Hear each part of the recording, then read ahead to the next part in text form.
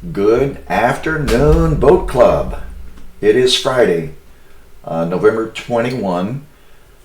I have a full briefing for you today regarding elections that occurred on Tuesday night, and I'm also going to cover a couple of slides that I presented at the board meeting. So this will be a relatively longer than normal video. If you were there on Tuesday, you probably don't need to waste your time. I'm going to give the exact same information that was covered on Tuesday. Tuesday, by the way, was very exciting. It was really well populated. It was by far the biggest turnout of a boat club election ever, and there were a lot of people in the building, and I have to say thank you so much for all of the kind words that were shared. It was really great. People try to make me cry, for sure. I think I did a pretty good job of avoiding that. When the installation dinner comes, it's probably going to be a different story. But thanks for all who turned out, the enthusiasm and the participation, it being so great. It gives me great confidence in the future of our club. So today I want to show you the election results, and then I'm going to show you, I'm going to tell the same story that I told on Tuesday night, and it's a story. I'm going to cover the current status, my perceived status of the club as I'm handing over leadership to the new board, the 2026 board. But I also went back to talk and share with primarily the new board of directors, what's worked. You know, it kind of, the story of who we are has a lot to do with what we have been doing and what we did to get here. So I'm going to cover that. I don't know, this may go 12 minutes, maybe 15. So again, it's going to be a little bit longer. So my apologies for that. If you have no interest in that, I would assume that you don't watch this video to the end. Okay, here we go. First, let's talk about the results of the election. Your new Commodore, Steve Parrott, I think this is no surprise to anyone. He ran unopposed. We have been working with him and did some coaching already in the weeks and leading up to this point. First vice, Walt Rogers. Second vice, Brian Nisnik. So Brian remains a staple. So we're for the most part, the board has experience, just enough support in there for the new Commodore to kind of bring some continuity to it without necessarily keeping the old MO, if you will. Financial Secretary Joyce Dodd, Treasurer Janie Lindenfield, Sergeant at Arms Lefty I do move to the rear Commodore, Ira, Eileen, Michelle, Anna, Kevin, and Steve Donner. So it was interesting. I don't remember how many ballots, like 175 or something. It's a dead tie, I think, for the last position. Steve and Michelle, if I'm not mistaken, were the dead tie. We've addressed that because with Steve Parrott moving, coming off the board, that freed another spot. So both of those individuals are being offered a board seat. So congratulations to the 2026 Board of Directors. I'm confident that this is going to be fine. Now we are losing we're losing a little bit of subject matter expertise in the fact that we've turned over both the treasurer and the financial secretary. Now we have been preparing for this for about 6 months now, and we have tried to offload the technical components of those jobs to paid employees. It still makes me a little bit nervous because, as I've mentioned before, there are 3 softwares that all have to talk to each other once a month, and the POS system and our membership software have to download into the correct buckets in QuickBooks, and that's a very technical procedure, and I think it's going to be fine. And we do have options if we start to run into trouble the first couple of months, but should be okay. Okay, let's talk about the other items that I shared. I had some leave behinds for the next board. I did start with this slide, not necessarily just as a braggy, it's not really a braggy thing because it's important to tell the story. What you're looking at here is a 7-year revenue and earnings chart. So it goes back to 2019. 2019 is reflective of the prior several years, at least 5. The total revenue for the club was averaging, and that's 600,000, 650.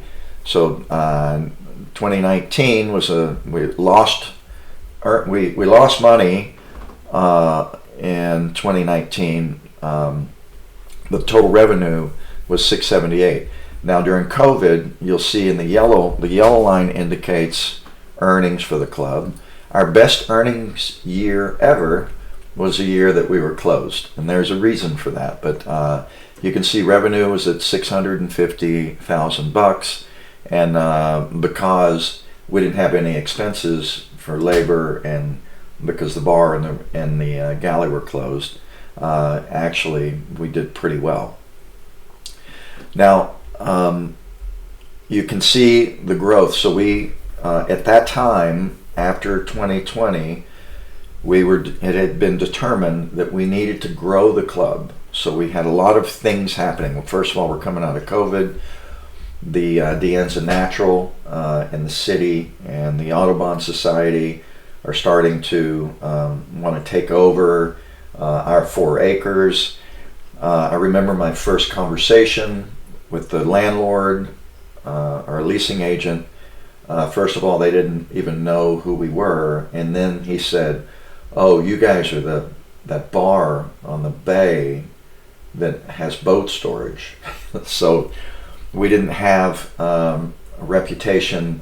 People didn't know what we did, and the ones that knew of us didn't really see value in our club towards the community.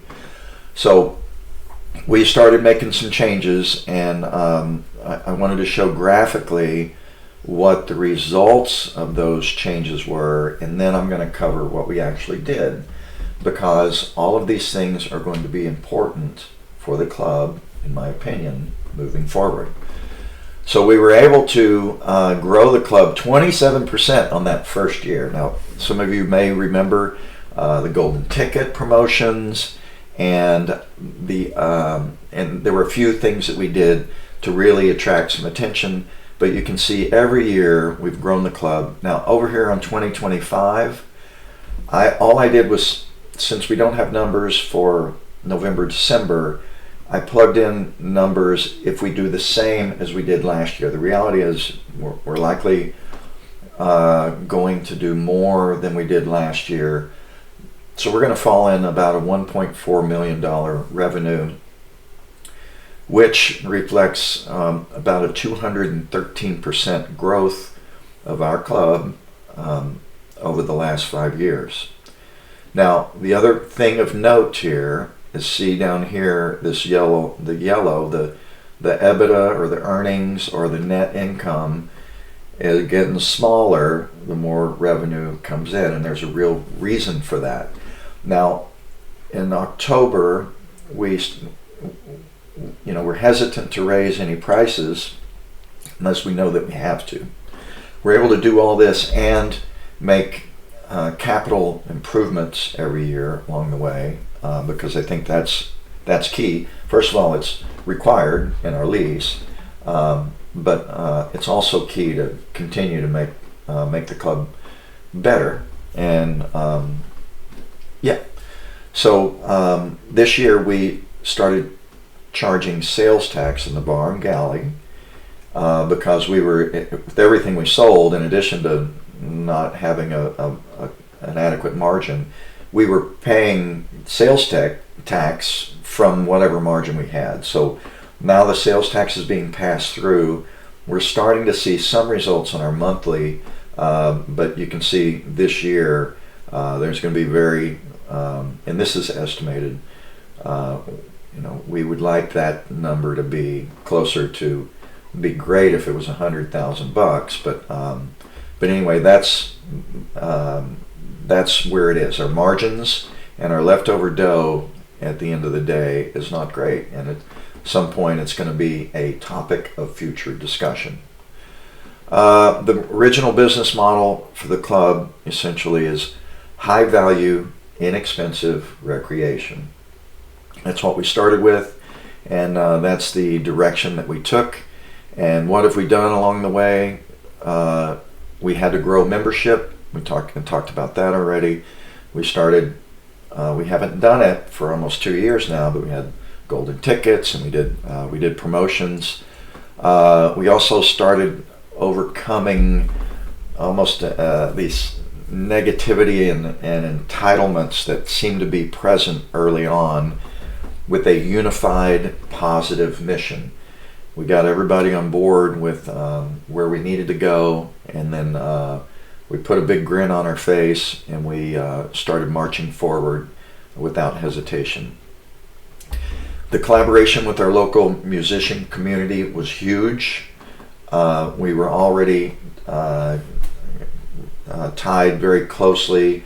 Christopher Dale has been a staple of the club, and he was instrumental in helping us find and bring in musicians. And if you recall, during COVID, the restaurants and bars were disallowed to have live entertainment because we still had these weird separation rules, and it took a long time for the rules or the laws to allow that. Well, we were on private property. The musicians were hungry for a venue, and it turns out that people were hungry for live entertainment. So in that first part of 2021, or that spring, maybe it was, and going into summer, we had a little bit of an unfair advantage over other venues around Mission Bay. But in the end, we established relationships with this community, and musicians love playing at the club, and so that's worked out really well. We've always maintained this frugal spending habits. Every vendor that we have, or anything that we buy, we don't accept the first price. We tell them, look, we're the boat club. We're nonprofit. We don't have any money, and that helps. And that helped us get to where we are today. And we applied some standard best practices to our P&L. Community partnerships have been huge and successful. The most notable one, of course, is Ombak and Lefty assisting us with luring the every 2-week meeting from the Ombak guys over to Chandler Hall from the hotel that they were using prior to. That was huge. And it's not, and what I tried to explain the other night, it's not just the group itself or having people in the building. It's the quality and the quality of the people that are in the building. These are doers, and they're people who are they're basically an amazing resource. People who are tied into um, any sort of resource that we may need. So it's been a big component to get us to where we are today. So today, if we need something, there's somebody associated with one of our groups that can say, hey, I got a guy, I know a guy, here's who you ought to call, those types of things. Anyway, last night, the PB Town Council and the San Diego Association of Yacht Clubs were both briefed on the new leadership coming. YMCA, we're continuing, we're going to do a redo next year for the summer camps. The Parrot Head groups are bringing a lot of notoriety to the club. Along the way, we applied and received a grant for youth summer camps, and it's through, And then we became easy to do business with, and we started focusing on events. So this is pretty much what got us to where we are today, because now, as far as the city is concerned, they certainly know now, especially after all of these meetings at the Parks and Rec and all that stuff we had to go through because of the Deanne's and Natural, they know who we are and they know what we do. Everybody's familiar with our blind ski events and anyway. Okay, then I gave a briefing on what, in my opinion, what the current status of the club is, what I believe the short-term priorities should be, and then I left what I think the long-term vision is. And what I reported out is that our financials and our balance sheet are solid. I'm pleased with them. Based on what I know, I think we're in good shape there. Our membership is strong. It's 403 as of this morning, membership families, and it's not just the quantity, it's the right people, right? I think the volunteerism and the contribution and people using the club, it's what we want, I think. Our operations is self-sustaining and self-managed. Our staff it's long tenured. We have loyalty there. They seemingly want to come to work. They're happy to work there, and so we've done that right, and that's hugely important, because along that 5 years, you guys know, things like the galley have not been easy, and it really took quite some time to get it to the point now where on a Friday night a galley can do $2,500 on its own, and there's not much of a line, and people are happy with the quality of food. Anyway, moving on, short-term priority, continuity of processes. John Doxey did a great job of documenting and recording all of the processes, how it's supposed to be done, and what the tasks are for each of the board members as well as the employees. So if we stick to that and do more of that, have new documentation on any processes that aren't currently documented, I think it's going to add for future transitions of future boards, for example. I think we want to step up in the short term our level of event management, and using more volunteers and larger committees to do bigger, more profitable events, because in the end that's an opportunity for us, for the club, to improve on that yellow component, the net income, if you will, and then continuous improvements around the club for our facilities and also for our processes. And then long-term vision is the community engagements have to remain consistent. probably be expanded over time. We need to make sure that the city, the lifeguards, the local enforcement, Parks and Rec, everybody knows us and sees value in what we provide to Mission Bay and San Diego. We also need to grow at least the net worth. So cash is king, and at some point, depending on what happens for South Shores, by the way, we're going to continue to work that side of that fence because that general development plan is underway, and we do have a seat at that table, and we need to stay in an offensive position there.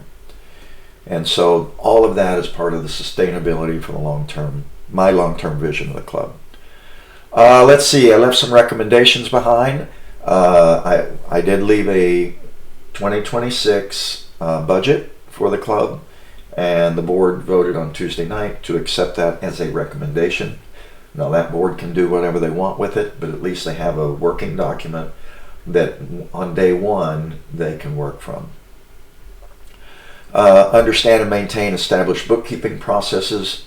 We've worked really hard on this, and then now, especially with the double turnover, we're going to try to teach and train just to rinse and repeat, if you will. It's important, in my mind, that we maintain this culture of affordable, fun, and a joyous venue for as a recreational environment, because that's why we have people in the building, and that's why people keep coming back. We need to maintain our frugal spending habits. We need to continue to preserve the separation of operations management and directors. So I elaborated a little bit on this during the meeting. We need to continue to expand our community partnerships. Again, this is really key for the notoriety and our reputation with the city. And I'm suggesting drama-free, productive governance. Drama-free is important because from experience, because drama likes to raise its head every now and then. Expand teams for expanded events, and then we continue working with South Shores GDP. Then I left 2 mission statements. This one is for the operations. I worked this one out with Nikki. And I've ordered a couple of signs, so you'll see mission statement for the staff, and this is what it's going to read. Deliver fast, friendly service and top-notch products at an incredible value for members, guests, and event hosts. Create joyous, unforgettable experiences that foster connections and keep people coming back. That's what we do today. We put it in a short paragraph. We're going to put it on the wall so people don't forget. Now for the club, for the board, I also created a mission statement just to give them a little bit of additional guidance.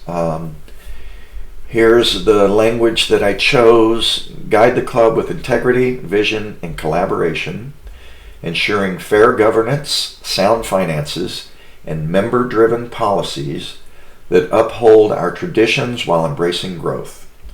Foster a board that's engaged, positive, transparent, drama-free, and united in keeping our club the fun, vibrant, affordable heart of Mission Bay recreation. And that was that. So, yeah. So anyway, that was pretty much what I had left behind. It